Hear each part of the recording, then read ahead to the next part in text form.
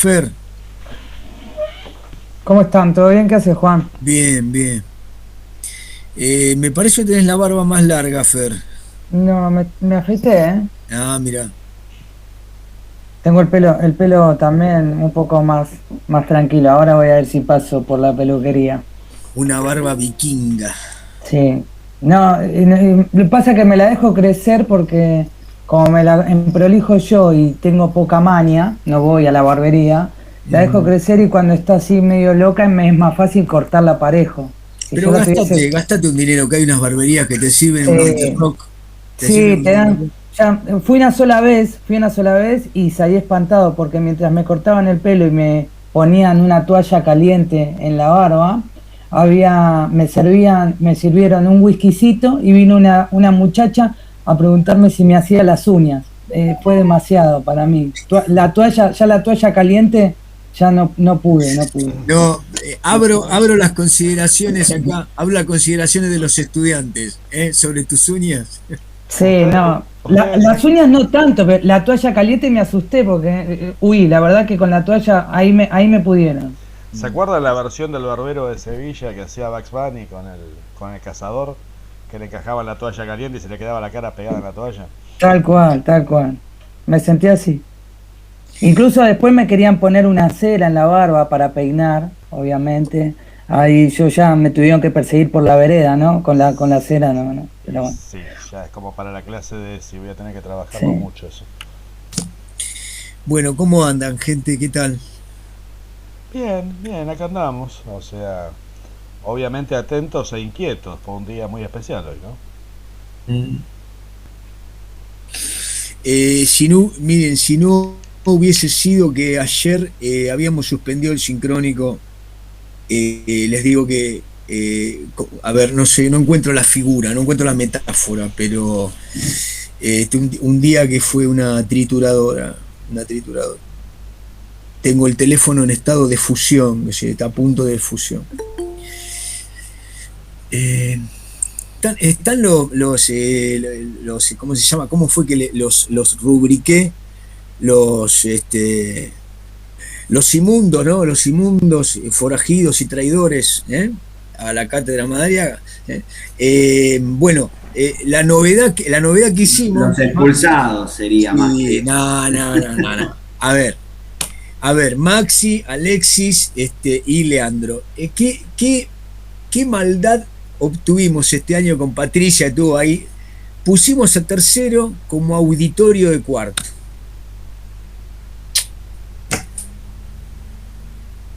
¿Le gustó o Las no le gustó? preguntas. Igual alumnos ejemplares. Mañana Ganó tengo los ejemplares. preparado No, un no. mapita, profe, que si no se saben los países, ya febrero, no sé, a marzo. Creo que el estudiantado de tercero funcionó, el otro día funcionó mal, digamos, eran estudiantes de tercer año de profesorado, más que estudiantes de adolescentes, pero bueno. No, pero la verdad es que hablando en serio, me parece que es un logro, lo charlamos con Patricia, de que puedan hacer esa observación, entonces ahí creamos una comunidad de observación, de reflexión sobre la práctica. El año pasado no creo que tratamos, pero después, bueno, nos comió la Alguna pandemia. hicimos, Juan, ¿eh? Alguna hicimos.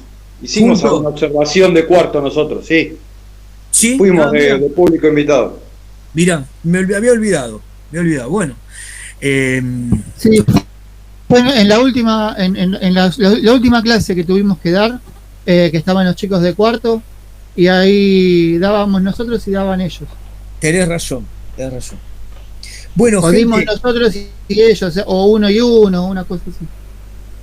bueno, escuchen, vamos a hacer de tripa corazón, diría el refrán, ¿no? Vamos a hacer de tripa corazón y vamos a tratar de avanzar. Bueno, retomando un poco. Ahora sí, si Primero, querés, podés poner a grabar, Juan, si querés. sí, sí, iba a ser eso, pero primero quería ver Ahora, si tengo las cosas que tengo que tener. Sí. solamente un detalle, Juan. Ahora, depende, Adelante. depende de lo que pregunten. Ojo con lo que vamos a preguntar, por las dudas.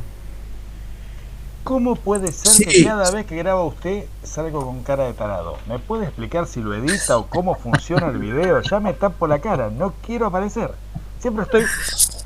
Sí, qué sé yo, Alexis. Sí, a mí me llamó la atención que siempre quedes, pero aparte que quedes como, ¿no? Como la cara del curso. Como la cara Hay un algoritmo, claramente en internet que atenta, porque yo en las clases que subo, por ejemplo, en otras materias que hago con el otro ayudante, que somos dos, por ejemplo, los ayudantes en primero con Nicolás, otro de los chicos, él habló 40 minutos, ponele, y yo entro en el video en el minuto 42.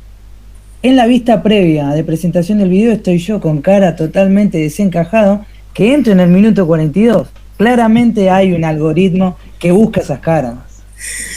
Pero ¿cómo sería el algoritmo? No sé, me busca la cara, dice, ¿quién tiene la cara? Pongámosla de vista previa. Dice. Igual hay algo que es real, que es que Alexis a mí me aparece en todas las plataformas. Estoy y en todas las plataformas y en todas las clases. Sea Zoom, sea Meet, siempre aparece ahí primero. O sea, está él, siempre. Son las barbas. Bueno, Se compró todas las plataformas. Se compró todo. Escúchenme, vamos a hacer algo, solamente un repaso, porque siempre, a ver, digamos que hay personalidades muy fuertes, ¿no? Don Alexi, ¿no? Rodrigo, Maxi, que están ahí, Valeria, Jorge, pero hay gente que no, hace rato que no charlo. ¿Cómo andás, Tomás? Yo bien, profesor. ¿Cómo andás? ¿Estuviste viendo los últimos videos? ¿Cómo vas llevando? Estuve viendo el video de la clase que estaba hablando de las ideologías del peronismo y de los años 30, pero no pude ver mucho. Si lo podríamos retomar estaría buenísimo, porque yo, la verdad, discúlpeme, pero me costó entenderlo. Bueno, a ver. Bueno, Adrián Petraca, no me acuerdo, Adrián. Hola, profe, ¿todo bien? ¿Cómo va, Adrián? Bien, bien. ¿Vos cómo estuviste? ¿Pudiste ver todo lo...? No, yo lo que vi fue la última clase, donde planteábamos un poco, bueno, el contexto del 29, de la 30, el modelo por sustitución de importaciones. Y bueno, lo que me acuerdo, o lo que decías, era desmitificar un poco eso de que el peronismo no tenía nada que ver con la restauración oligárquica, como que sentó las bases justamente. A ver, repetirlo de nuevo, Adrián. Sí. Yo dije que obviamente no. No, retomémoslo porque es muy fuerte lo que dijiste, que el peronismo... No, en cuanto a este modelo de sustitución por importaciones, ¿no? Con la caída del modelo agroexportador, que empieza esta estatización, como nombrabas vos. Recuerdo también que hablabas de esta revolución plebeya, ¿no? De que era el peronismo, esta reivindicación. Pero, a ver, retoma eso, no importa equivocarse, digamos que lo repensemos. Adrián, ¿cómo lo entendiste vos? Que el peronismo, dijiste, no tuvo nada que ver o no tuvo que ver con... No, yo por lo que entendí, ¿no? Obviamente. Pero dale, sin miedo. Que consolida las bases, ¿no? De lo que va a ser después esta industrialización, si se quiere. ¿Quién consolida las bases?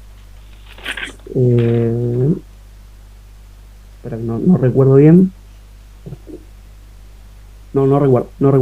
Pero, por ahí, perdón. Por ahí pensar que hay a partir del 29 o 30, hay una especie de quiebre tanto económico como político, digamos, que ya se venía generando de antes lo político con la crisis del irigoyenismo, quizás, que después, bueno, se da el golpe de Estado de Uriburu, pero que después también por la crisis del 30, que tal vez a nosotros si bien nos impacta, no es de forma tan de lleno por ahí, porque tenemos la capacidad de generar por ahí materias primas y de hacer un incipiente desarrollo de lo que es la industria liviana, que después lo va a tomar el peronismo y lo va a terminar de consolidar y de profundizar todo eso que se genera durante la década del 30. Por ahí eso es lo que más me quedó presente. Bien. a ver, Adrián, por ahí algo lo que vos querías decir era, si se trata de, a ver, de desmitificar, si vos querés el término, o de desandar una línea historiográfica, más que historiográfica, de sentido común en general, es que el peronismo, a lo largo de su década, digamos 1945, 1955, por decirlo rápido, constituyó la modelización de un Estado con muchas características, pero vamos a centrarnos acá, que estableció por primera vez un modelo de industrialización como eje económico. O sea, el eje de la economía peronista era la expansión, la profundización y la consolidación de los elementos que hacían a la industrialización, como dice muy bien Diego, liviana. Si bien, además, tenía dentro de sus planes, los planes quinquenales, el proyecto de la industria pesada, y de alguna manera empezó a dar algunos movimientos para constituir la autonomía industrial que implicaba poder producir máquinas, poder tener alguna autonomía o toda la autonomía de combustibles y desarrollar algunas industrias de vanguardia, como la petroquímica, ¿no? la siderurgia sobre todo. Digo, hasta ahí podemos decir, la línea que dice el peronismo inauguró este modelo industrial y estableció el crecimiento industrial, lo que hace es negar lo que ocurrió durante por lo menos los segundos años 30, es decir, la segunda parte de la década que llamamos infame. Ahí yo lo que les decíamos en las distintas clases es que existe como una mitología que impregna los años 30 de esa infamia que se dio en una cantidad de caracteres de ese modelo político. Digamos que ahora lo podemos detallar, pero en términos generales, la década estaba tan oscura en términos políticos, en términos de las políticas populares, etcétera, que no se visibilizó por razones historiográficas, ideológicas o de interés, porque por ejemplo algunos autores, por ejemplo David Viñas, dice que el periodo de los 30 estaba maldito. No había historiadores que querían indagar las líneas positivas del periodo, llamándole positivo a que necesariamente había habido un crecimiento industrial que había generado beneficios a la clase trabajadora y un avance en el desarrollo económico de ese eje que en los años 20 no se había logrado, o que no se había logrado con alguna cercanía de las herramientas o de las estrategias estatales, que sí van a ocurrir sobre todo en el año 38, 39 y sobre todo en el año 40. Esto es lo que me parece a mí que hay que reposicionar. Los años 30, como todo periodo, tiene un claroscuro.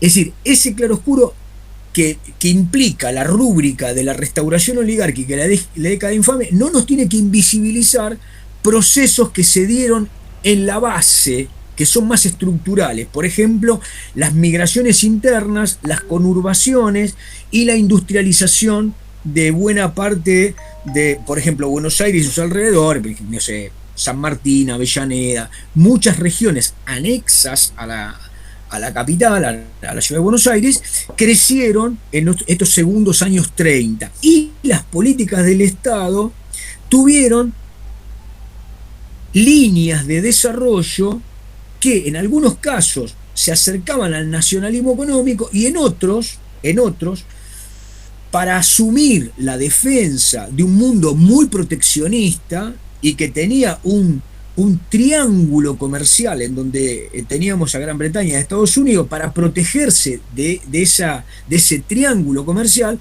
adopta políticas de protección de la moneda, de protección del empleo. Pero, por ejemplo, algunos autores dicen, esa protección de la economía en general era defensiva, no necesariamente era un impulso industrializador.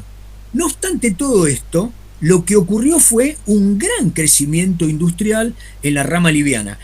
empezó en el 33, pero fuertemente entre el 35 y la llegada del peronismo. Esto es lo que marcamos como una línea, me parece a mí una línea. La verdad que no hay autores que duden hoy de esto, historiadores económicos, ¿no? Sí, ahí Maxi dice Siam, sí, hay una cantidad de, como dice, por ejemplo, Siam fue una industria señera, pero hubo otras cuantas que podemos continuar como ese camino, ¿no? Al crecimiento. Sí, Alexis, me quedas decir algo. No, a ver, admito que me faltan lecturas y probablemente por eso el porqué de esta pregunta. Ayer no, pero escuchen, no están, yo lo dije 1000 veces esto, ustedes no están obligados a leer porque la cursada, yo lo digo, yo voy a desarrollar acá con Fer los bloques temáticos, con la problematicidad que tiene. A lo mejor no nos alcanza el tiempo para desarrollar los datos, la información, todo lo que ustedes después puedan sacar los textos, pero las preguntas que vengan, como vengan, vamos.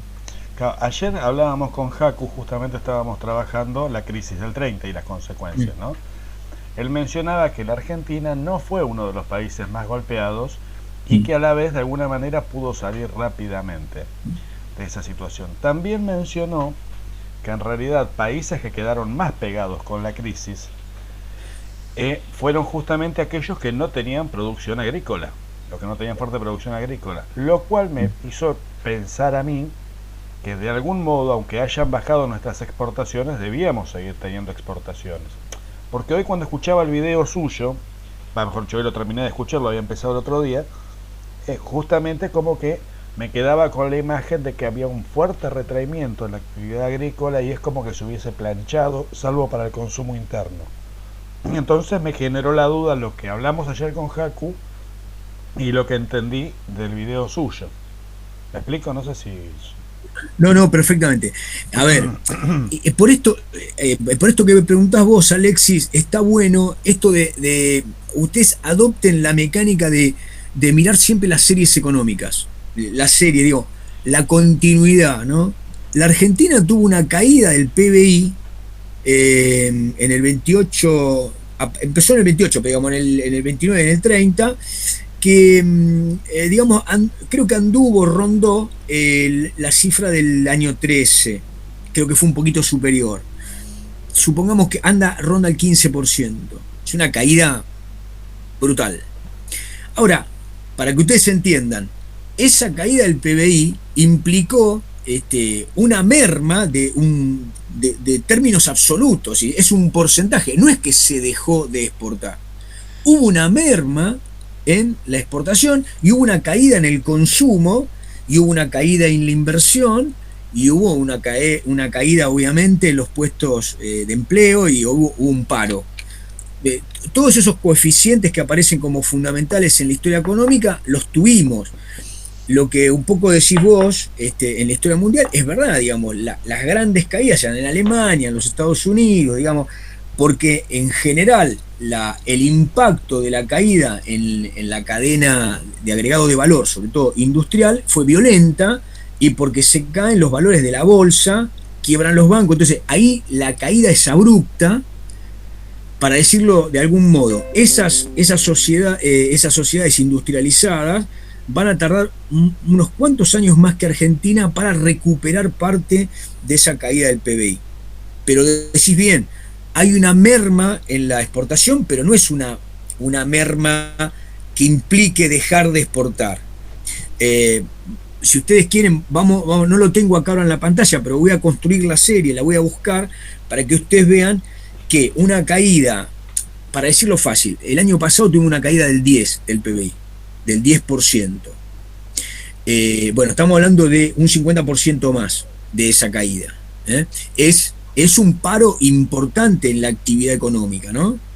Pero lo que me parece a mí que afecta, o que por ahí en la explicación yo quiero enfatizar, es que, a ver cómo lo explicamos, la crisis de la Argentina del año 28, el año 29 al 30, esa crisis es doble, es sistémica, es una crisis del modelo político, llamemos una crisis del modelo de representación republicana, democrática, si ustedes quieren, que había tenido inicio en el año 12 con la ley Sáenz Peña, por un lado, es decir, la caída de un gobierno, o digamos, la caída no, digamos, el corte abrupto, violento de un gobierno elegido, legítimo por las mayorías, ese es un corte, por un lado, pero que se asocia a un momento de violenta caída de nuestro modelo de acumulación capitalista. Ese modelo de acumulación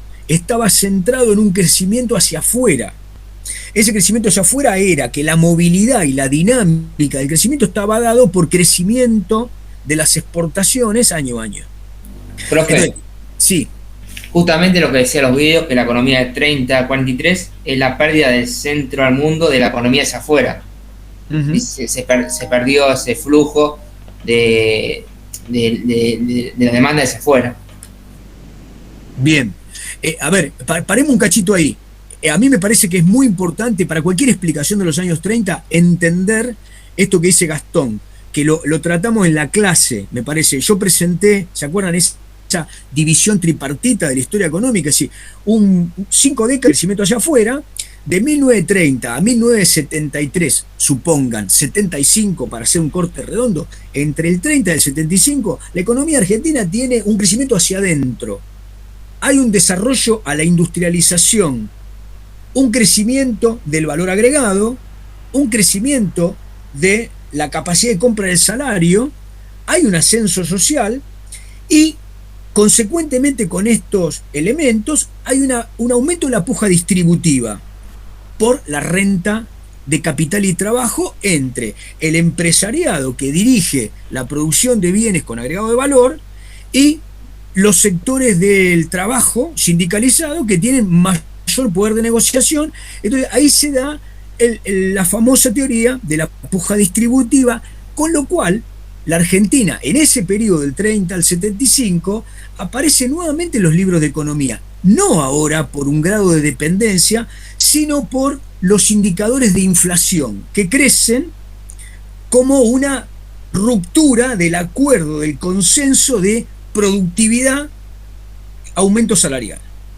Entonces, este es el elemento típico de la economía proteccionista industrial, que tiene una característica más, tiene 2 periodos, ¿no? Lo que marcamos.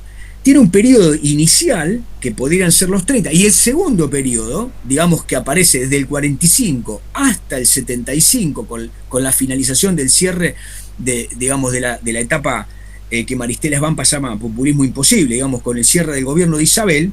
Lo empieza el peronismo y lo termina el peronismo, esta segunda etapa, en donde claramente el centro es que el Estado ahora dirige esa puja distributiva. Quiero decir, el Estado resuelve ese conflicto en términos de los trabajadores, generando 3 líneas de negociación permanente con los empresarios, las cámaras empresariales, la puja corporativa con los sindicatos y el Estado. Que sea peronista el Estado o que no sea peronista, lo mismo se da una situación corporativa de golpe y negociación. Después lo vamos a ver más adelante. El bandorismo parece ser el modelo típico en el cual los sindicatos establecen un modelo corporativo de negociación en esta puja distributiva, ¿no?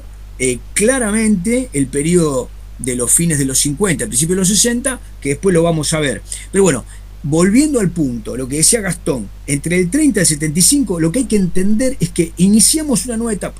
El quiebre que se da con Wall Street es claramente una inversión de los términos de desarrollo económico. Entonces, lo que vamos a decir que es, ¿la Argentina deja de ser agroexportadora? No. Lo que va a pasar es que entre la crisis, Wall Street, y la caída de Irigoyen y la asunción de Uriburu, lo que aparece en la élite, en la oligarquía que restaura su poder por vías militares, es la necesidad de buscar una renegociación para establecer vínculos con la demanda de productos agropecuarios que se han caído. ¿En dónde? ¿Qué es lo que entra ahí, en esto que acabo de decir? ¿Qué es lo que, digamos? ¿Qué se refiere a Estados Unidos? No, digo, esa búsqueda por parte del Estado argentino para restaurar la demanda de productos de nuestra producción agropecuaria, ¿no? ¿No es el pacto con Inglaterra? Exactamente. Si hay algo que demuestra que la restauración oligárquica pretende mantener el poder sin la ley Sáenz Peña, con un fraude, es decir, con una república acotada, violenta y con una legitimidad que se restrinja a la élite. Y por otro lado, que esa misma legitimidad acotada con el fraude patriótico, lo que tiene que hacer en términos económicos, lo que busca en el año 32 y logra en términos muy leoninos, es el restablecimiento de aquel pacto colonial, es decir, los ingleses nos van a seguir comprando, pero con unas condiciones que son infamantes. De ahí viene la década infame. Entonces, eso también lo vimos, creo que lo tocamos ayer, si no me equivoco, también con Jacu, que hablábamos del Commonwealth y de que quizás se quería plantear a Argentina como una parte más dentro de esa colonia, digamos. Hay declaraciones, el hijo de Roca, Julio Argentino Roca, hijo, es el vicepresidente de Agustín P. Justo. Y justamente una declaración de él es que la Argentina forma parte de las colonias. Hay una declaración en materia de relaciones exteriores que se siente muy cómodo con pertenecer a la órbita colonial o pseudo colonial británica. Acá no hay ningún tipo de ocultismo, lo dice claramente el vicepresidente. Entonces, volviendo al punto, uno diría, entre el año 30, 6 de septiembre del 30, y el pacto Roca-Runciman, lo que hay es una búsqueda de volver a reconfigurar aquel orden perdido, en donde la Argentina crecía hacia afuera. La respuesta es, o la pregunta, ¿Argentina vuelve a restablecer ese orden perdido? No, la respuesta es no. Lo que Argentina logra es mantener o crear un nuevo estatuto con la demanda de Inglaterra, que ahora va a crecer en el tema carnes, sobre todo, y va a caer la producción agrícola, pero no va a caer hasta desaparecer.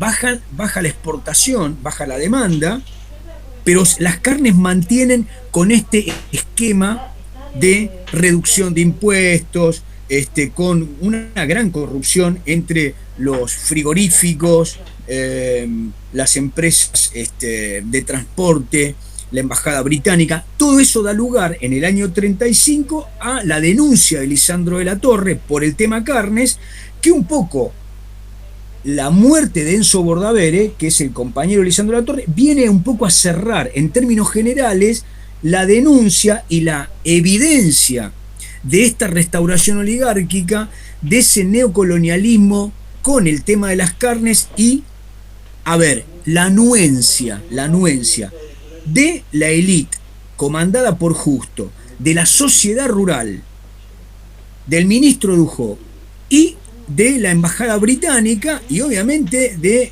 ese pacto que había ocurrido y que es impulsado por el Estado argentino. Digo, ahí me parece que podemos cerrar el eje, si ustedes quieren, de lo que fue la crisis política y a la vez la crisis económica. Ahora, para decirlo lo más genérico, ¿no? A partir de la recuperación de la Argentina con las exportaciones, a partir del año 33 la Argentina recupera el PBI, y a partir del 35, en un mundo protegido, donde hay relaciones bilaterales, ya no hay multilateralidad, no hay un comercio mundial que tenga una paridad y que permita, digamos, la libre concurrencia. Eso es lo que termina de desaparecer. Claramente cambió la primera economía mundial. Los Estados Unidos imponen su imperio, pero el imperio que aparece ahora tiene un carácter distintivo. Lo que hay es un capitalismo mixto. Aparece el Estado interviniendo, ¿no?, en la Gran Depresión. Entonces, digo, Esto impacta en todas las economías, en la Argentina también. Por lo tanto, desde el punto de vista de la política económica, va a haber ajustes para protegerse. Esto de que por ahí decían algunos compañeros de la clase anterior, comprarle a los que nos compran era una política defensiva, no una política nacionalista. Había que cuidar los dólares, las divisas, para poder alimentar la provisión, la demanda de productos manufacturados que consumían los productores argentinos. En ese hiato entre lo que podíamos pagar por importaciones y lo que nosotros podíamos obtener como propios recursos para importar, hay una brecha que se va agrandando, que es la capacidad de demanda del mercado interno y la sustitución de esas importaciones que nos llegan. No llegan por dos razones. En principio porque el mundo se ha hecho proteccionista y no tiene el mismo nivel de exportación. Y en segundo caso es porque la Argentina rápidamente, al perder la capacidad de compra de importaciones, empieza a sustituirlas.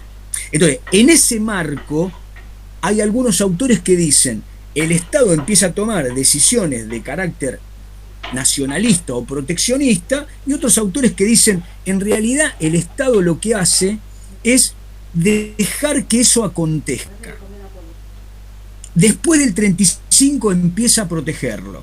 ¿Se entiende lo que digo? Es decir, esa sustitución de importaciones ocurre como necesaria complementación de un mundo en crisis, que no nos provee de los productos manufacturados, que ha perdido el carácter de comercio mundial, pero también porque la Argentina no tiene los recursos para seguir importando lo que necesita. Entonces, ahí en el medio crece con valores muy importantes. Yo les tenía así preparado para mostrarles números. El crecimiento de la industria liviana en algunos sectores se multiplica mucho. Y se multiplica mucho también la capacidad de trabajadores, la cantidad de trabajadores que va a haber en el mundo laboral de la industria liviana. ¿Sí? ¿Está hasta acá?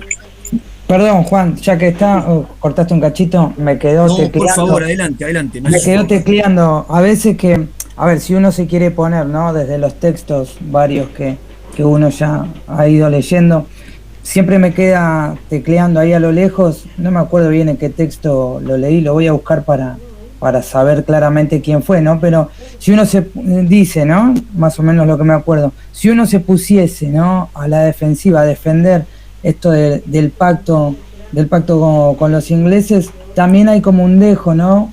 Si se puede hablar de algo positivo, que también permitía, ¿no? Que todo lo que los ingleses ingresaban al país mediante sus compras nos permitía deducirlo de la deuda externa. Entonces también ahí hay como quienes quieren defenderlo, como diciendo, bueno, hay una cuestión nacionalista, ¿no? Entre comillas, no nos estamos vendiendo a los ingleses, sino que estamos tratando de deducir con poco que tenemos por la crisis, cuestiones que tienen que ver con la deuda externa y que eran en moneda que nosotros no manejamos, que es moneda externa.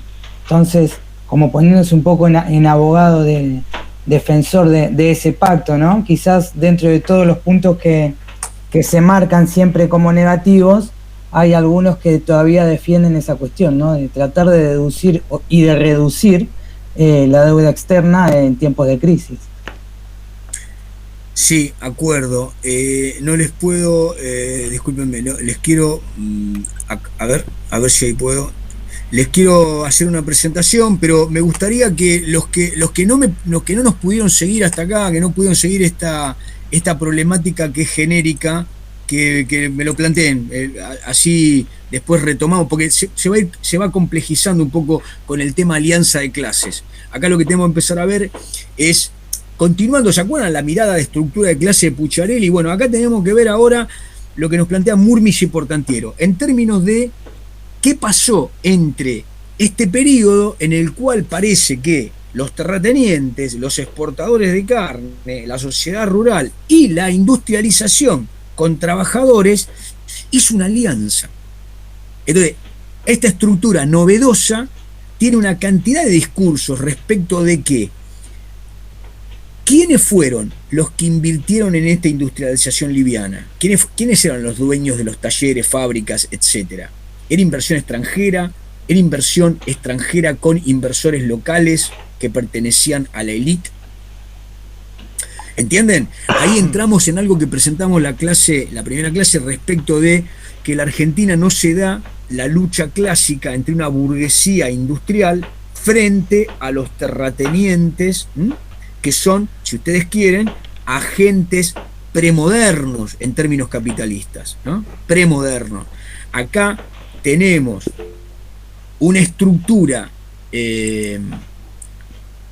sí, ya te entiendo, ¿verdad? Una estructura en donde los productores que dinamizan siguen siendo los productores, los terratenientes. ¿Quién me dijo? A ver, sí, Leandro, decilo. No, que nombrabas a las clases que se van mezclando, y creo que por contrativo también hablaba de los militares, o sea, de la clase terrateniente, de la vieja oligarquía, de la nueva, si se quiere, los que están industrializando, y van a sumar a la clase obrera, y se va a sumar también los militares, y va a haber ahí un ensamble entre las cuatro clases, o por lo menos eso fue lo que yo entendí, puede fallar también. Lo que pasa es que los militares no son una clase en términos de, ¿me entendés?, de abordaje, de estructura marxista. Es decir, en este caso los militares obrarían como una superestructura estatal. En todo caso, acá actúan como gendarmes del poder, es decir, actúan por sustitución de hegemonía, adoptando los intereses de la élite, de la oligarquía. ¿Se acuerdan que esto lo decía Rouquier? ¿Se acuerdan del primer texto que vimos? Creo que por ahí va la cosa. La alianza de clases la tenemos que pensar en estos términos entre empresarios, ¿no? O si ustedes quieren burguesía, los trabajadores, que son acá una gente que crece, que es muy importante, y el sector agropecuario.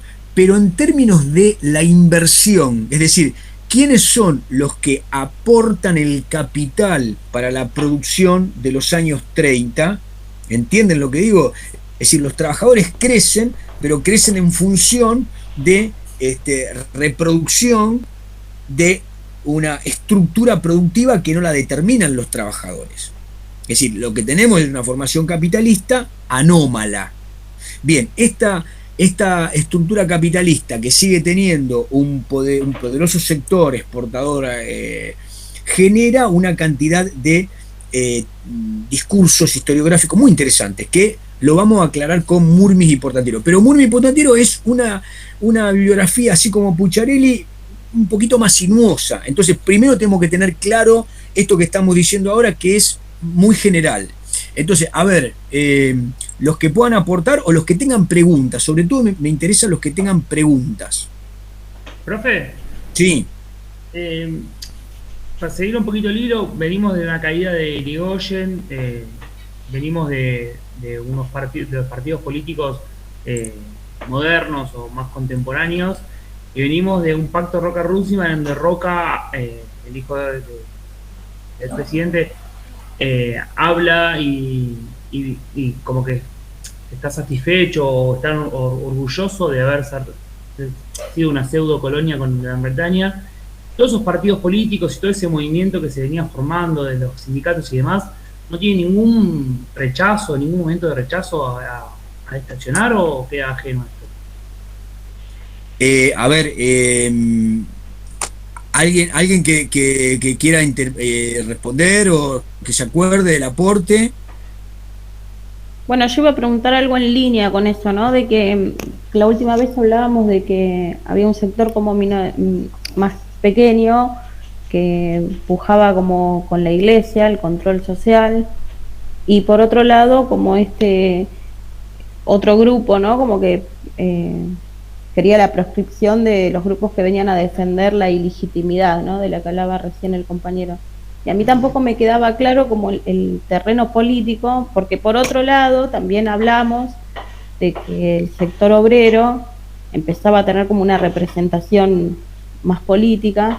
Entonces también me quedaba un poco como confuso qué panorama político terminaba como de dominar 30-35, ¿no? Porque hablamos de quiebre, pero pareciera como que hay una continuidad más que un quiebre. Bien. Perdón, Juan, con lo que venía diciendo Luciano, ¿no? ¿No había muchos movimientos que ya se venían basando, digamos, en el fascismo italiano, digamos, en el corporativismo y capaz que son movimientos que son antiimperialistas y que quizás se iban oponiendo a este pacto, digamos? Lo que pasa es que son diferentes corrientes. Creo que en uno de los videos que vos habías subido, dentro de los nacionalismos, capaz que hablaba del nacionalismo popular, obrero, tenés otro nacionalismo que está dentro de la oligarquía, no me acuerdo bien esa parte. Hay como un nacionalismo que está incluso dentro de los militares, que después lo que se va a formar el bendito GO, que obviamente es anti-alianza con los británicos, y después tenés otro nacionalismo que está con la oligarquía, que es obviamente está totalmente con alianza con la iglesia. O sea, es como que hay como varios nacionalismos ahí que van confluyendo. Perdón, Diego, vos dijiste el sector obrero, por ejemplo, se identificaban con el fascismo, o yo como que lo interpreto más como el comunismo. No, yo digo que quizás con el auge de los nacionalismos que se van, a partir de la pérdida en la confianza del liberalismo, capaz me estoy equivocando, estoy diciendo cualquier cosa, pero como que se empiezan a apoyar cada vez quizás en lo que es el corporativismo o este nacionalismo autoritario, y quizás eso se replica dentro de los movimientos obreros y es como un nacionalismo más popular, pero no fascista. No sé si me explico. Bien. Retomemos, está muy bien lo que dijiste, Diego. Vamos a repasarlo. Formó parte del video y creo que lo dijimos un poco en la última clase, pero bueno, como hace unas clases que venimos medio desperfilados. Acá ese esquemita que yo hice, me parece para terminar los años 20, en realidad. Si ustedes miran, ¿se acuerdan que habíamos hablado de la transición del liberalismo al nacionalismo? Cuando empecé esta unidad, que yo les dije, vamos a hacer 2 unidades. Vamos a ver los 30 y el peronismo juntos, ¿se acuerdan? Y la razón por la cual yo les dije que vamos a ver el peronismo juntos es porque vamos a tratar de ensayar una mirada en donde el eje sea la industrialización. Entonces, en un extremo de esa estructura, políticamente hablando, hay una restauración del régimen de representación restringido. Repito, hay una restauración del régimen de representación restringido. Esto se parece a lo que ocurría antes de la ley Sáenz Peña. Lo podemos llamar clásico restauración oligárquica. ¿Qué pasa? Bueno, hay proscripción del irigoyenismo, hay proscripción y persecución del comunismo, que era una de las corrientes que había ganado los gremios más importantes y los va a seguir conduciendo, la carne, la construcción, ¿no? Recuerden este nombre, hay un sindicalista que es legendario, al que Perón quiere cooptar y que le va a dar la espalda, José Peter, ¿recuerdan el nombre? Bueno, que era de la carne. El gremio de la carne es muy poderoso, porque es muy poderoso el número de trabajadores que integran la comunidad de los frigoríficos. Lo mismo pasa con la construcción, con la gran urbanización del conurbano. Entonces, esos 2 gremios van a ser conducidos por el comunismo. Ahora, el comunismo está disparando, es decir, no puede funcionar en la legitimidad, funciona en la clandestinidad. Y una de las cuestiones que el comunismo va a ir adoptando en los años 30 hasta convertirse en el principal conductor de la lucha gremial, cuando digo principal conductor de la lucha gremial, vamos a hacer un distingo, así como distinguimos anarquismo, socialismo, ¿se acuerdan? Bueno, vamos a distinguir la política del comunismo, que hasta el año 35 es una política de vanguardia, es decir, es leninista, marxista, leninista, estalinista, pero está luchando por comandar la vanguardia del proletariado, para formar la vanguardia del proletariado con vistas a la revolución. Entonces, el Partido Comunista Argentino es satelitario de Moscú, pero conduce gremialmente el conflicto, digamos. ¿Son los más numerosos? No son los más numerosos. ¿Se acuerdan qué dijimos de los años 20? los que reemplazan al anarquismo y al socialismo conduciendo los principales gremios y las centrales gremiales, la CGT, son los sindicalistas. Los sindicalistas conducen los gremios ferroviarios, los gremios portuarios, que tienen miles de trabajadores, porque bueno, la estructura de nuestra economía sigue siendo fundamentalmente muy importante en los sectores del comercio, del transporte, de la exportación, ¿no? Entonces, digo, este gremio, ¿se acuerdan que dijimos? Tendía al reformismo. El sindicalismo es reformista.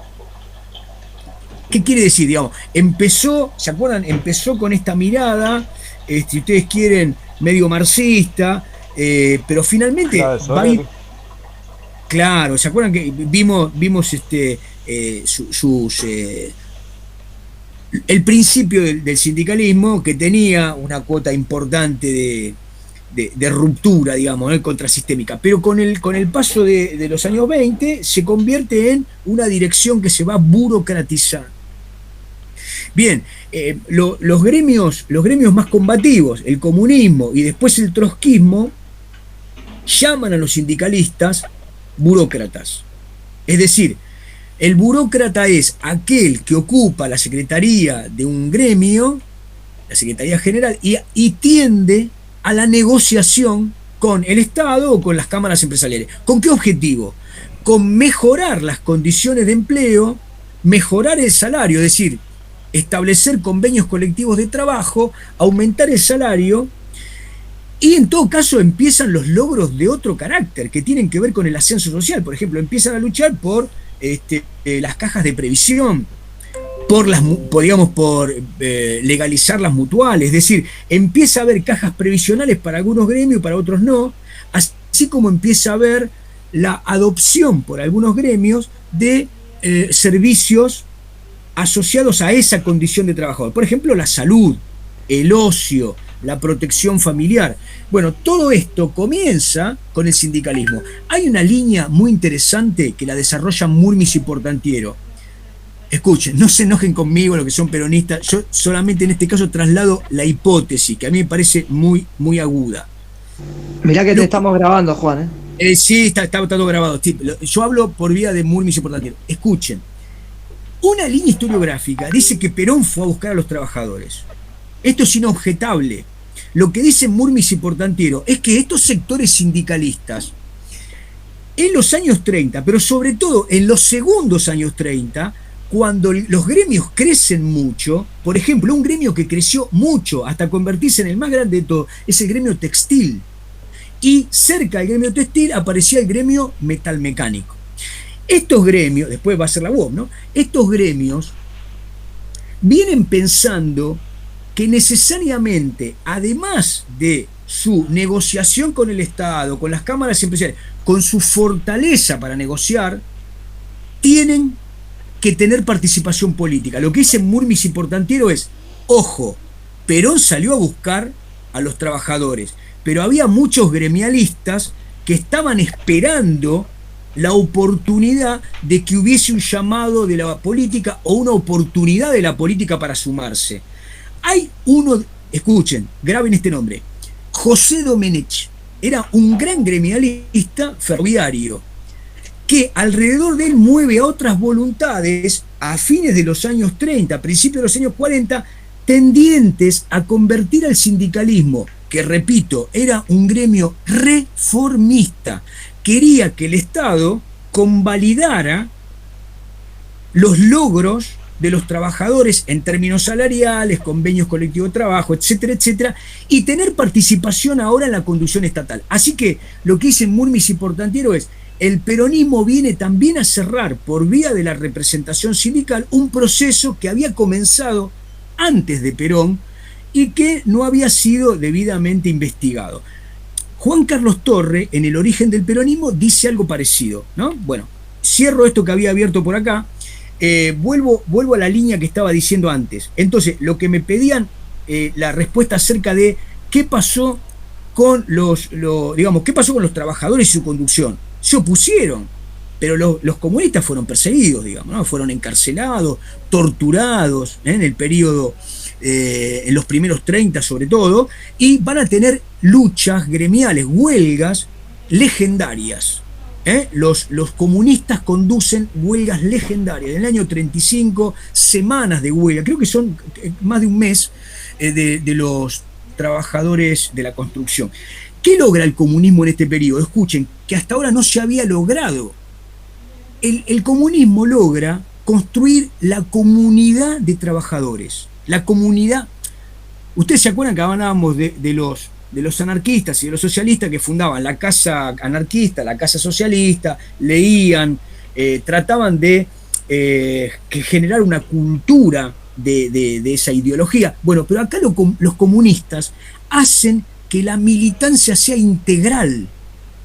El comunista no solamente logra intervenir en el conflicto, sino que lleva el conflicto y su trabajo protagonista en el conflicto sindical al barrio, y actúa en el barrio para proteger a los huelguistas, genera, si ustedes quieren, las vituallas para que esos huelguistas sigan sosteniendo la huelga. Hay en esta ampliación de la estrategia militante por parte de los comunistas un trabajo inédito, que es muy exitoso, pero, repito, clandestino. Esto se hace a partir de un trabajo en los barrios, en el gremio, en la clandestinidad, en una lucha bastante sinuosa. Pero una cosa que yo también les había dicho, en el tema de tomar al comunismo como línea diacrónica de desarrollo de la defensa de los trabajadores, hay que pensar que llamativamente los comunistas van a variar sus políticas de estrategia de lucha sindical y de lucha política, básicamente cuando el llamado de Moscú sea a cambiar ese viraje. A partir del año 35, el estalinismo plantea la necesidad de los frentes populares, de que en todas las latitudes el comunismo ensaye cercanía con las burguesías democráticas, y que ese proceso, digamos,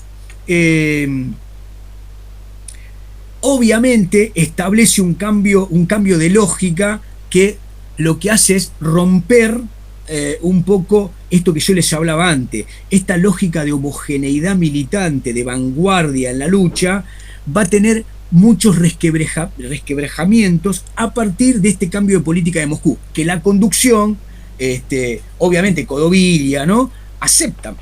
Es decir, ahí está la crítica que se le hace al comunismo como un partido absolutamente satelitario de Moscú. Sobre todo los trotskistas, que son la ruptura que tiene el Partido Comunista a la izquierda y que siguen, digamos, los dictados de Trotsky, empiezan a generar, digamos, la principal crítica al comunismo como un nuevo imperialismo, una política imperialista del nacionalismo ruso, por decirlo de alguna manera, ¿no?, al servicio de los intereses geopolíticos de Rusia. En este caso, la Unión Soviética. Bien. Esto, bueno, nombré el trotskismo solamente para esto. El trotskismo es un grupo muy pequeño en este contexto, pero sí es muy importante los sindicalistas y los comunistas. O sea, hay claramente una línea de fuerte reacción en los sectores de los trabajadores. Muchas huelgas, como las que acabo de mencionar, y mucha represión. Esto tiene que quedar claro, ¿eh?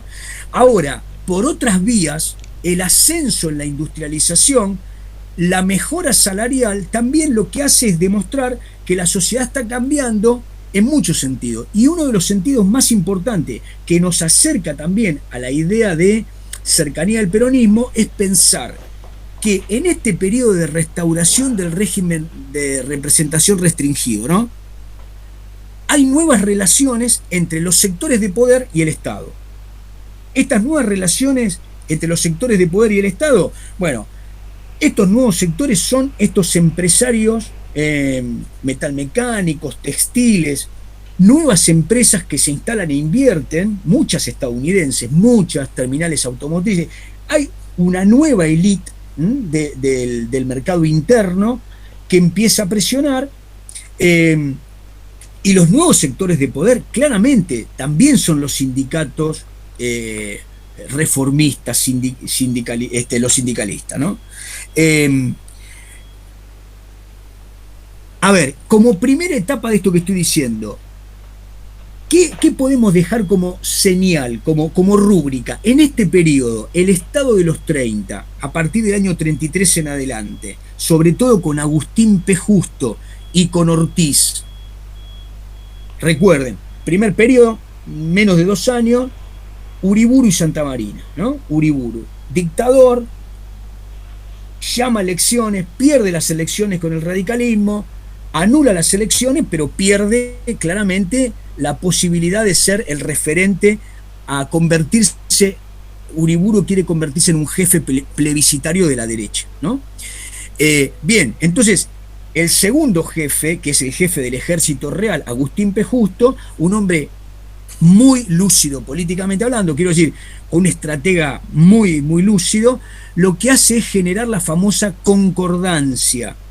El Partido Socialista Independiente, el Partido Demócrata, que en realidad son los conservadores, el Partido de la Unión Cívica Radical antipersonalista, y algunos sectores de los conservadores de las provincias forman esta concordancia, ¿no?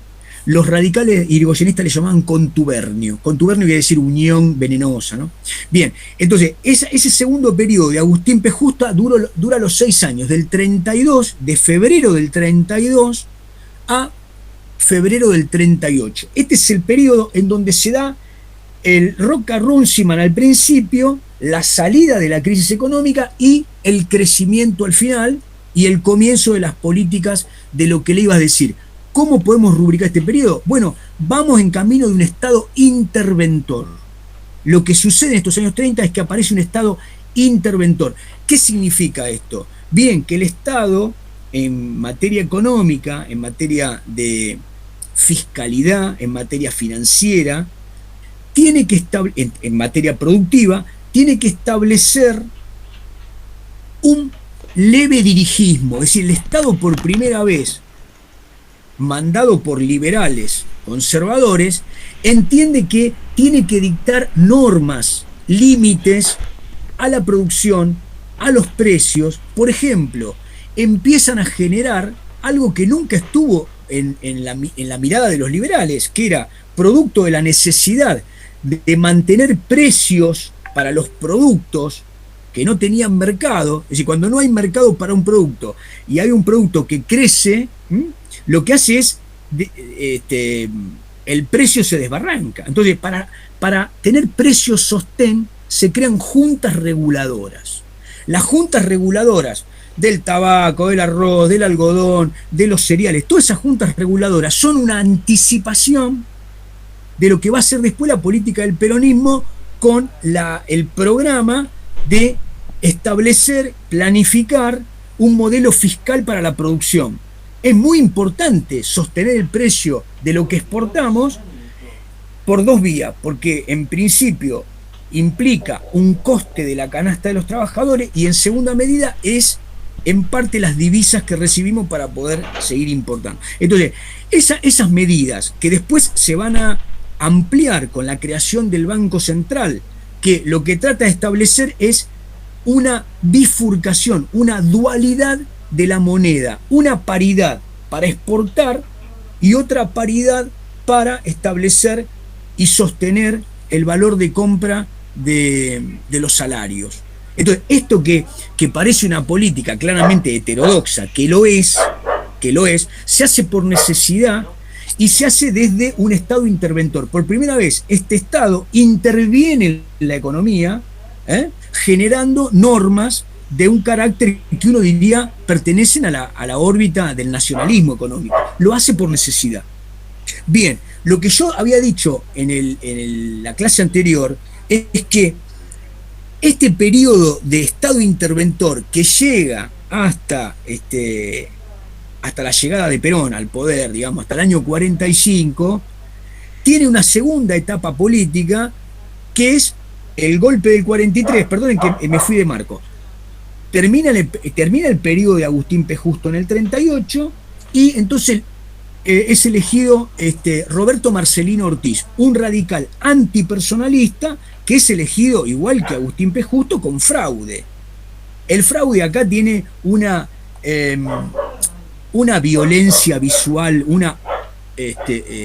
diría yo, es obsceno. Bueno, vuelcan urnas, hay violencia disparatada, hay todas las estrategias para que triunfe el candidato de la Concordancia. En este caso, Roberto Marcelino Ortiz, radical antipersonalista, y el vicepresidente es Castillo, que es un conservador pleno, digamos, ¿no? Bueno, lo que pasa con Ortiz es que asume en el 38 y rápidamente declara que va a purificar la política y que lo que va a hacer es terminar con todos los gobiernos provinciales que han ascendido al poder por vía del fraude.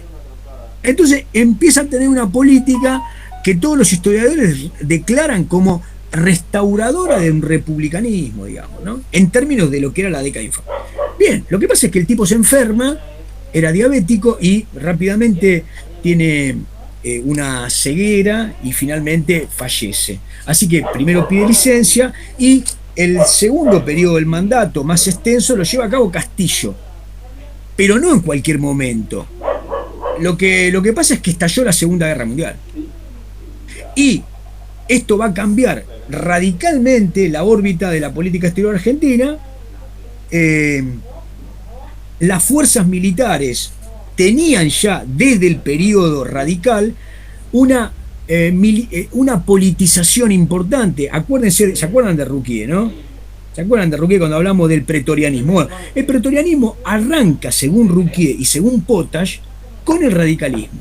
Si a alguien le dan la responsabilidad de haber politizado al ejército, básicamente se la endilgan a Irigoyen a partir de la revolución de 1905. Y a partir de ahí siempre hubo una logia de militares radicales que actuaban proselitistamente y tenían una logia interna. Bueno, hubo otras logias. Claramente Agustín P. Justo va a ser el jefe de una logia liberal en el ejército. Bien.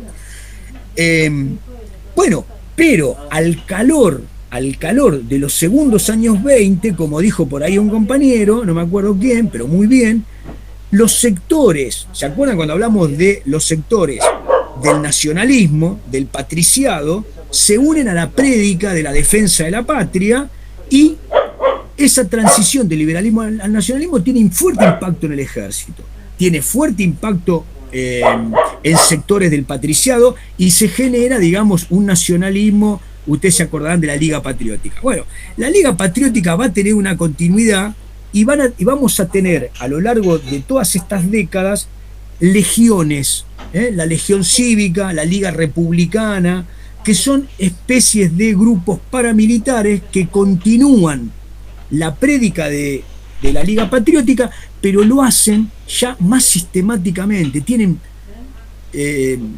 Son milicias regladas, tienen uniforme, marchan por la capital, marchan a recibir al presidente Félix Uriburu, marchan a recibir a Agustín P. Justo. Es decir, son claramente las camisas pardas, ¿no? Bien, esos sectores son los más visibles, son fascistas. Ahora, desde Leopoldo Lugones, en 1926, ¿se acuerdan? La hora de la espada en adelante, el fin de la democracia, la hora de la espada, desde el 26 al 30, crece rápidamente lo que podríamos llamar sectores de la derecha nacionalista. Es decir, que rápidamente, como dice el esquema, fíjense, van a el falangismo. El falangismo va a ser el que tenga el mayor éxito. En la Argentina va a haber mucha más derecha cercana a Franco en los 30, pero al principio son muy poderosos, porque son muy visibles y porque tienen poder de fuego, los que se adhieren al fascismo. Dentro del ejército, el más conocido es la Logia del GOU, que para los años 42-43 tiene la máxima cantidad de sus adherentes, de sus integrantes, más nazi que fascistas. Son más cercanos al eje y yo diría a la versión nazi. Ahora, en la calle, ¿son masivos los sectores falangistas, nazis o fascistas? La respuesta es no. La Argentina no es un lugar donde triunfa el nacionalismo violento en la calle. ¿Entienden? Está muy penetrada la ideología del poder en los sectores de la élite. Cuando digo muy penetrada, no significa que son mayoría, porque el que gobierna, Agustín P. Justo, y después Roberto Marcelino Ortiz, son más liberales que nacionalistas, son de hecho liberales. Entonces, lo que les quiero decir es que este periodo es un avance del nacionalismo. ¿Se acuerdan? En la primera clase dijimos, los años 30 el nacionalismo avanza y crece mucho con la Segunda Guerra Mundial, hasta convertirse en la principal ideología inscripta en el Estado. El peronismo es un nacionalismo. ¿Qué podemos decir del peronismo? Mil cosas. Lo que seguramente está bien siempre, que el peronismo fue un nacionalismo. El peronismo le agrega, obviamente, la justicia social, le agrega, incorpora la doctrina social de la Iglesia, pero el peronismo es un nacionalismo. Algunos lo verán más a la derecha, otros lo verán más cerca de la sindicalización, pero en todo caso absorbe las corrientes epocales que vienen desde los últimos años 20. Ahora, lo que decía el compañero es, ¿ese nacionalismo solamente es de derecha? No, sectores desplazados del irigoyenismo, jóvenes, fundan Forja, que lo que hace es crecer la denuncia, hace crecer una denuncia intelectual, periodística e historiográfica sobre el Imperio Británico y su acción depredadora en la economía argentina. Cuando digo depredadora, estoy diciendo lo que decían ellos, ¿no? Entonces, investigan, Raúl Scalabrini Ortiz investiga desde el empréstito Baring Brothers, hasta los ferrocarriles, ¿no? Bueno, ahí aparecen una cantidad de estudios. Obviamente, este sector del nacionalismo lo podemos llamar radical antiimperialista. Claramente es un nacionalismo que está del centro a la izquierda. Ese sector, con Jaureche, con Homero Mansi, bueno, con Scalabrini Ortiz, con otros, se van a acercar al modelo peronista. Van a ver en Perón y en el sector del GO, del 43 al 45, un sector que expresa la necesidad de purificar la política para extirpar las relaciones neocoloniales. El peronismo en ese sentido es expresión de esos sectores. Por lo tanto, el nacionalismo, como ven en el esquema, se expande y tiene caracterizaciones de variada índole, pero me parece importante esta. Agrego una cosa más, que por ahí tenemos tiempo, pero seguramente en historiografía lo van a ver, en investigación. En los años 30 hay una grandísima producción del nacionalismo que es más bien de derecha.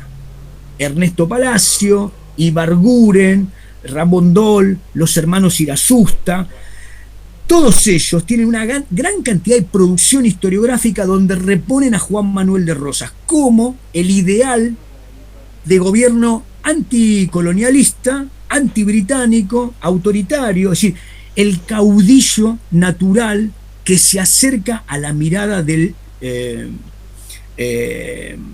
Mussolini, si ustedes quieren, ¿no? Ahí es muy importante también lo que escribe desde la novela. Ustedes se acuerdan que hablamos de Gálvez.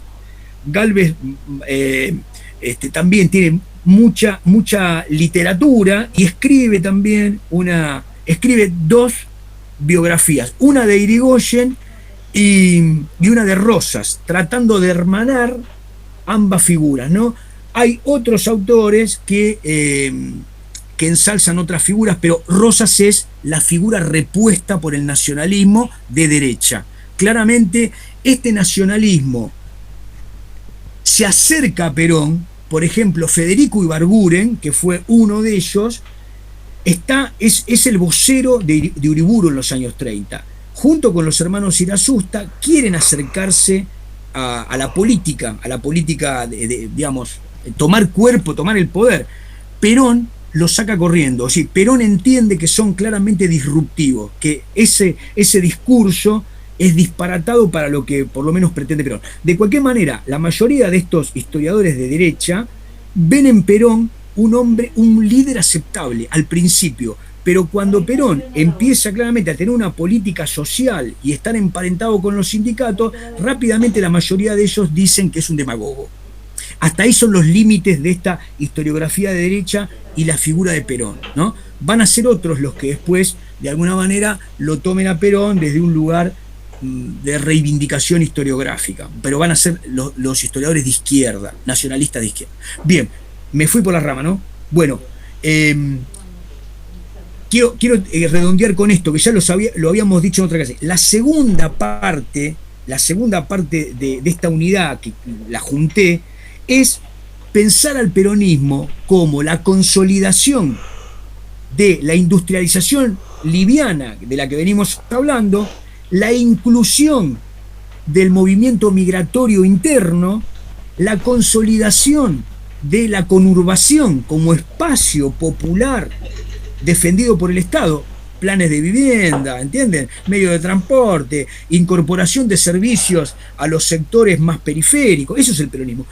Y, sobre todo, sindicalización masiva y servicio popular. Entonces, desde el punto de vista del Estado interventor, lo que el peronismo viene a configurar es un Estado descomunalmente más amplificado. Es un estado de bienestar. Ahora, antes de ser estado de bienestar, ¿qué fue?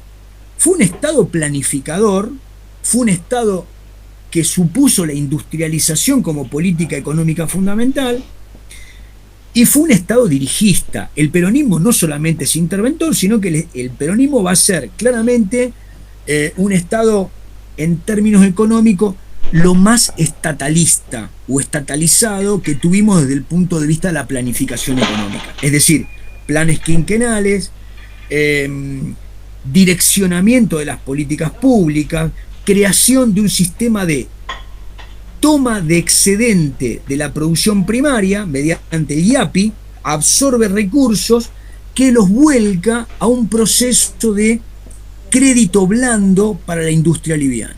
Por lo tanto, desde ese lugar está claro que la política del peronismo venía a ser un morigerador de nuestro sector exportador clásico para aportar al crecimiento del sector popular empleado en la industria liviana y de ese empresariado que alimentaba el pleno empleo, el ascenso social y el consumo del mercado interno. Entonces el peronismo viene a consolidar ese mercado interno. Vamos a ver por distintas líneas guarismos que muestran esto que les digo en términos económicos. Desde el punto de vista superestructural, el peronismo, ¿qué va a hacer? Ya no va a ser una restauración del régimen restringido. El peronismo se presenta como una democracia de masas, como una democracia popular, es decir, como un modelo de régimen plebiscitario que adopta la postura de la justicia social. Después le vamos a poner a esto elementos un poquito más minuciosos, pero esto en términos generales. Lo que me interesa ver es si ven la continuidad. Los que les pregunté hoy, que no entendían, Tomás y no sé quién más que me dijo que estaba medio perdido. Algunos están perdidos y Alexis está a punto de dormir, o sea que tengo 2 minutos más para que 2 minutos y se duerme. Escuchen, no los quiero retener más. Creo que repetimos, en buena medida repetimos lo de la clase, pero me gustaría que me digan si esto está claro. Sí, profe, está claro. Lo que yo le quería consultar es de la clase anterior que usted dijo, no sé si lo dijo usted o dijo como que algunos historiadores lo dicen, los proyectos de Perón no fueron los que finalmente se consolidaron en el 45. ¿A qué se refiere con eso? Bueno, esa es una línea que plantea Mario, pero digamos el que la hace más sistemáticamente es Juan Carlos Torres. Lo que dice es que, no hablemos de peronismo, Perón como integrante de la dictadura del 43 al 46 va teniendo como hombre del poder. Piensen que Perón desde el año 30 es un hombre del poder, está en el Ministerio de Guerra, es profesor de la escuela superior, ¿no? De oficiales, es un integrante de la superestructura estatal. Entonces, Perón, a partir del año 43, elige un sector que él considera estratégico y va ascendiendo, es decir, elige el Departamento de Trabajo, funda la Secretaría de Trabajo y Previsión, después, claro, profesor de historia, dice, muy bien, claro, sí, enseña historia militar, ¿no? Y entonces, Perón después va al Ministerio de Guerra, que era su lugar natural, porque él había sido secretario del ministro de Guerra en los años 30, de hecho había sido agregado militar, él estuvo con Mussolini a finales de los 30, el 38, cuando la guerra está ahí, en el momento de explosión, ¿no? Entonces, después Perón dice en varias ocasiones que él había aprendido la sindicalización de Estado de Mussolini. Bien, no me quiero ir por las ramas. Perón asciende. Finalmente Perón, secretario de Trabajo y Previsión, lo deja Mercante en esa secretaría, pero él está ahí trabajando. Y es ministro de Guerra, y en poco tiempo es vicepresidente. En ese tiempo que va entre fines del 43 y principio del 45, Perón ensaya una línea de acción política para lograr el poder. No solamente para él, Perón lo que ve es que la conducción del GO, González, los compañeros de armas, que eran más rígidos, entendían que la Argentina tenía que someterse o circunscribirse a la política de los Estados Unidos. Perón tiene para sí una mirada que implica un camino más heterodoxo, arbitrar entre las fuerzas que tienen que crecer, que son las fuerzas populares, pero ¿para qué? Porque esas fuerzas populares no pueden quedar en manos del comunismo. Esta es la idea central de Perón. Perón es un hombre de los más anticomunistas, pero no solo porque lo decía Perón todo el tiempo, hay que escucharlo. Es decir, lo que no había que hacer, de cualquier manera, era dejar libres a la acción comunista, porque Perón decía, cuando termine la guerra, la expansión roja va a ser indetenible, y en eso no estaba equivocado. Entonces, para que termino la idea, para evitar esto, ¿qué dice Perón? Lo que el Estado tiene que hacer es lograr un arbitraje dirigido por el Estado entre empresarios y trabajadores. Entonces, Perón le propone a la burguesía, cuando digo le propone es elíptico, ¿no? Tiene dos grandes discursos. Uno en la Bolsa de Comercio, que Perón le dice a los empresarios, hay que repartir un poco para no perder todo. ¿Quieren algo más claro? Hay que repartir un poco ahora para no perder todo. Aumentar el salario, o sea, el aguinaldo ya estaba en la cabeza de Perón, y los empresarios lo ven a Perón, como dice Juan Carlos Torres, como un bombero piromaníaco. Es decir, como alguien que presentaba la manguera, es decir, y por el otro lado decía, yo te voy a incendiar. ¿Vos no querés que te incendie la casa? Bueno, yo tengo la manguera. Esta figura del hombre que azuzaba a las masas por el salario, las inflamaba contra la oligarquía y a la vez se presentaba como un árbitro, dice Juan Carlos Torres, fue demasiado para la burguesía argentina. No entendió que Perón era la solución al problema y le dieron la espalda. Perón siguió trabajando, Perón los convocaba en el Ministerio de Guerra con Mercante a la cúpula. Después dio un segundo discurso en la Universidad de La Plata. Y lo que dice es, el mundo de posguerra va a necesitar que seamos estratégicos y que tengamos ascenso social. Y clarito. Bueno, le dan la espalda. Entonces, lo que dice Juan Carlos Torres, el primer intento de Perón no fue ser el líder de los trabajadores. Perón quería tener un esquema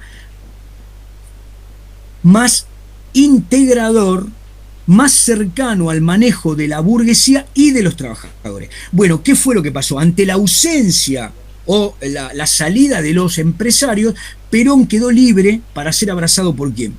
Esta es la mirada de Torres, ¿no? ¿Quién abrazó a Perón? ¿O Perón lo abrazó a ellos?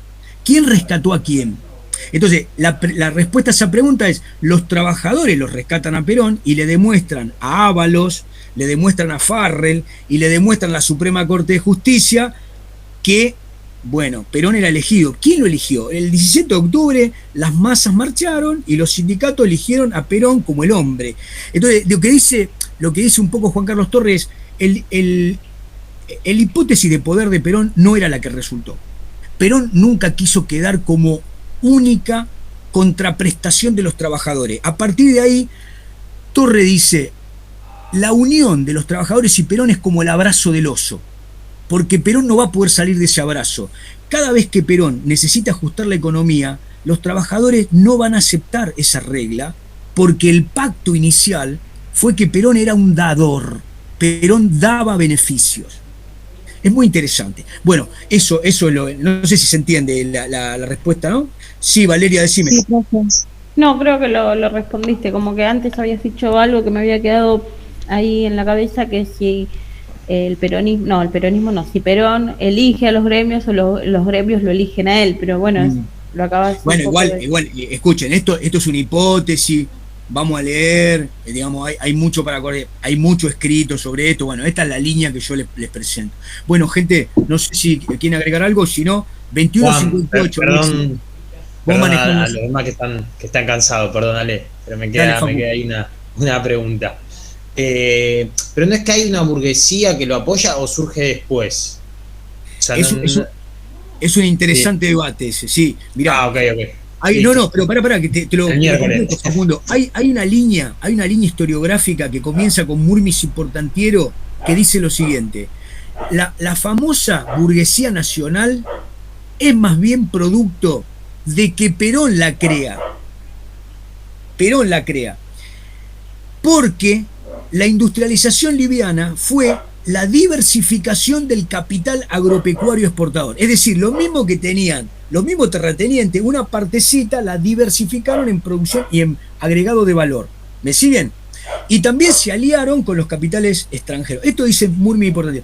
Ahora, después hubo una línea historiográfica muy importante que la representó sobre todo Abelardo Ramos, que dice: el peronismo consolidó una burguesía nacional. ¿Qué significa una burguesía nacional? Un sector muy importante que sostiene las políticas de Estado, que no especula y que genera un crecimiento y una inversión sostenida de los niveles necesarios para el ascenso social, pero también para la Argentina industrial, ¿no? Bien, estas son más o menos dos líneas, las dos son interesantes, ¿no? Bueno, ¿les parece que cerremos acá? Bárbaro. Profesor, disculpe, yo tengo una pregunta. Adelante, Tomás. Para la próxima clase del miércoles, ¿hay que ir preparando algún texto en particular? Vieron que está el programa, ¿no? Yo le tiré algunos esquemas. Vamos a hacer esto, Tomás. Les voy a poner en el Classroom lo que me parece razonable que lean. Ahora, te vuelvo a decir, por ahí en tu caso sería necesario que leas algunos textos, por ejemplo, una parte de Corol y Bellini. ¿Cómo se llama el autor? Son dos, Corol y Bellini, que explican cortito el tema de la economía de los años 30. Murmis y Portantiero me parece que hay que dejarlo una vez que uno haya leído. Después, a los que todavía están perdidos en los 30, yo les digo, busquen el texto de Catarusa. Es el texto del siglo XXI, cortito, 1916-1955, ¿no? Catarusa. Entonces, leen del 30 al 43 el texto de Catarusa, lo leen en 2 horas. Y me parece que ahí, después están preparados para leer el capítulo de Catarusa de Sudamericana. Ahí me parece que podemos andar. Y después vamos a andar hay varios textos, pero le estoy mencionando los que estuvimos diciendo hoy. Los centrales, Murmis y Portantiero, que es más complicado. ¿Está, Tomás? Sí, de acuerdo, listo. Les mando un abrazo, gente. Gracias. Buenas noches. Buenas noches a todos. Chao.